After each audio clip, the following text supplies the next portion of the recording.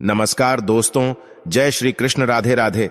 Video शुरू करने से पहले जल्दी से सब्सक्राइब कर लें ताकि हमारी आने वाली वीडियो आप तक जल्द से जल्द पहुंच सके। घर के पूजा घर में ये 3 चीजें होना बहुत ही जरूरी है। ऐसा घर हमेशा पैसों से भरा रहता है। अगर आपके पूजा घर में ये चीजें नहीं हैं तो आज ही जरूर रख लीजिए। इसी के साथ दोस्तों, इस वीडियो में हम जानेंगे कि पूजा करते समय कौन सी वो गलतियां हैं जो आमतौर पर सभी घरों में देखी जाती है और ये आपको कभी भी नहीं करनी चाहिए, वरना इससे देवी देवता आपके घर में नहीं वास करते। तो पूरी जानकारी के लिए इस वीडियो को अंत तक जरूर देखिएगा। दोस्तों, सच्ची श्रद्धा से कम इसमें जरूर लिखें हर हर महादेव, राधे राधे। दोस्तों, वास्तुशास्त्र के अनुसार घर में सुख, समृद्धि और ऐश्वर्य की प्राप्ति के लिए हमारे पूजा घर में इन 3 चीजों का होना अत्यंत जरूरी है। ये 3 चीजें अत्यंत पवित्र मानी गई हैं। इन्हें पूजा घर में रखने से ही घर में सकारात्मक ऊर्जा का संचार होता है, जिस कारण से घर परिवार में सुख शांति बनी रहती है और परिवार के सदस्यों को हर कार्य में सफलता मिलती है। तो दोस्तों, चलते हैं और सुनते हैं गुरु जी से कि वो क्या कहते हैं इसके बारे में। दोस्तों, हमारी भारतीय संस्कृति में छोटी या बड़ी किसी भी तरह की पूजा को करने के लिए निश्चित नियम आधारित किए गए हैं और इन नियमों का पालन करते हुए ही हमें पूजा पाठ करनी चाहिए, क्योंकि तभी हमारी पूजा का कोई अर्थ होता है और हमारी आराधना का हमें फल भी मिलता है। कई बार हम पूरी श्रद्धा और भक्ति से पूजा पाठ तो करते हैं, लेकिन फिर भी हमारी मनोकामना पूरी नहीं होती, हमारे कष्टों का निवारण भी नहीं हो पाता है और हमें मानसिक शांति भी नहीं मिलती है। ऐसा क्यों होता है?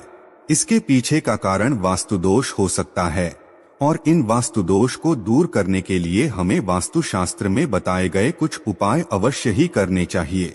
हमारे शास्त्रों में जितनी भी पूजन सामग्री बताई गई है, उनमें सभी वस्तुओं की अपनी एक विशेषता और महत्व होता है। चाहे वो कुमकुम हो, रोली हो, चावल हो, कपूर हो या फिर धूप, दीप और नैवेद्य इत्यादि हो। जब भी हम विधि विधान से पूजा पाठ करते हैं तो इन सभी पूजा सामग्रियों का उपयोग करने के लिए एक विशेष क्रम निर्धारित होता है और उसी क्रम का पालन हमें करना चाहिए। तो चलिए जान लेते हैं वास्तुशास्त्र में बताई गई कुछ ऐसी महत्वपूर्ण बातें जो हमें पूजा घर में अवश्य ध्यान रखनी चाहिए। लेकिन उससे पहले आपसे रिक्वेस्ट है कि वीडियो को लाइक करें, अपने दोस्तों के साथ शेयर करें और अगर आपने अभी तक चैनल को सब्सक्राइब नहीं किया तो सब्सक्राइब करके बेल आइकॉन जरूर प्रेस कर ले।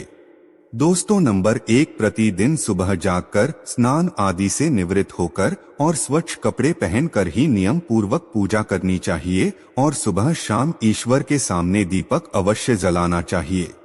मंदिर और उसके आसपास की जगह साफ सुथरे रखें। भगवान को कुमकुम का तिलक लगाकर ही आपको पूजा शुरू करनी चाहिए। नंबर 2, पूजा करते समय सबसे पहले तो ये बात ध्यान में रखें कि आपका मंदिर ईशान कोण में यानी के उत्तर पूर्व दिशा में ही होना चाहिए, तभी आपको पूजा का संपूर्ण फल प्राप्त होता है।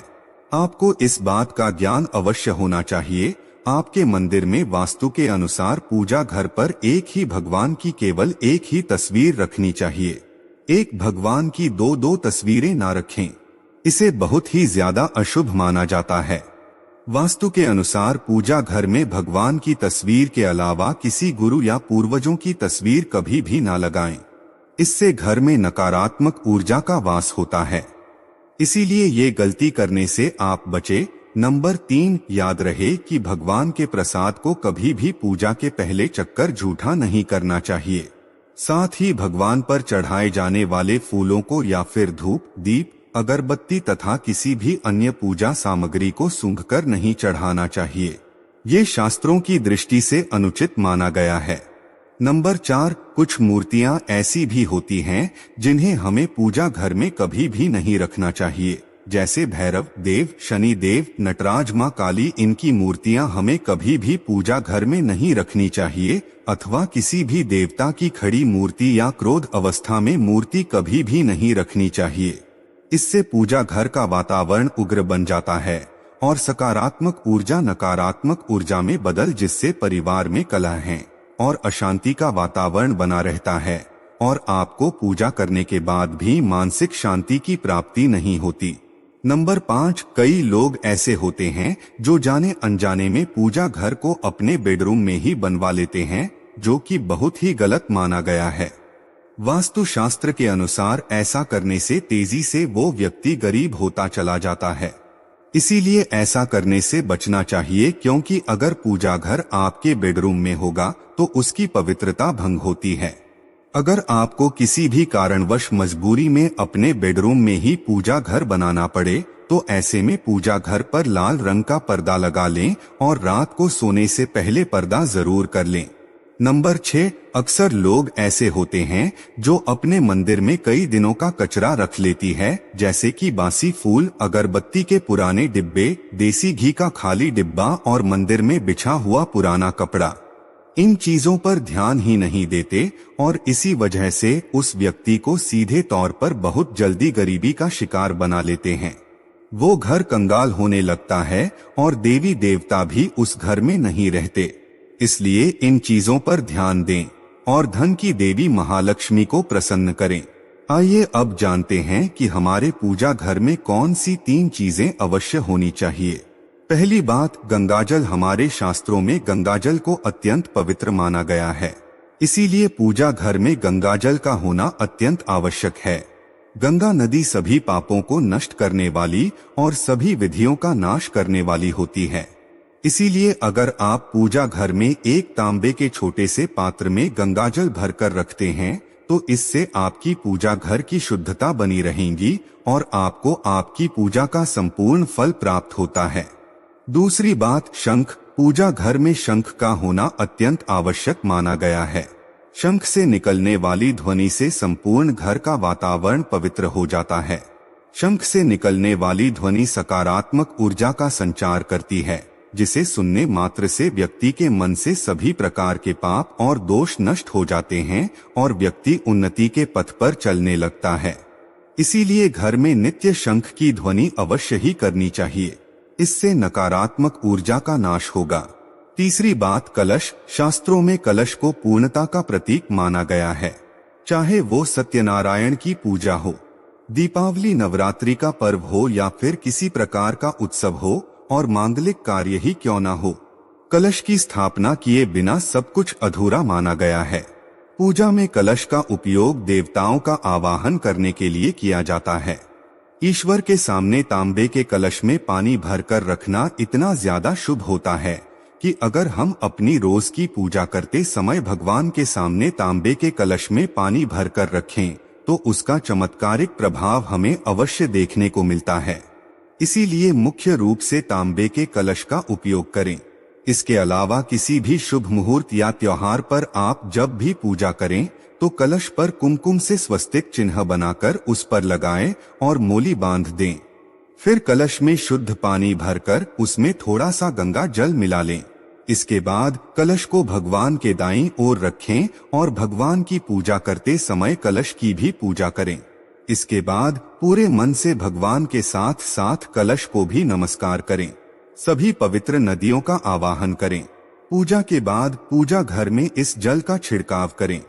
घर के बाकी हिस्सों में भी आपको इस जल का छिड़काव करना चाहिए और बचा हुआ पानी आपको तुलसी के पौधे में चढ़ा देना चाहिए।